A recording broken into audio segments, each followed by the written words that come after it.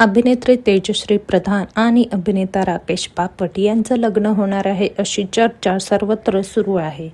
राकेश आणि तेजश्री या दोघांचं लग्न होणार असल्याची माहिती सोशल मीडियावर व्हायरल झाली आणि यानंतर तेजश्री आणि राकेशवर शुभेच्छांचा वर्षाव होऊ लागला.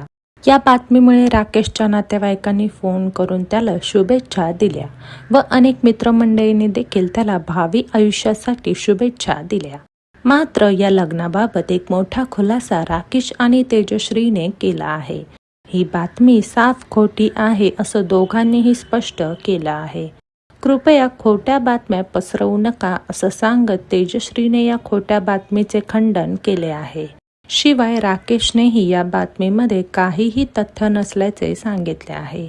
ही खोटी बातमी जेव्हा व्हायरल होत होती तेव्हा या दोघांच्याही चाहत्यांना खूप आनंद झाला होता. मात्र ही बातमी खोटी असल्याची माहिती या दोघांनीही दिली आहे.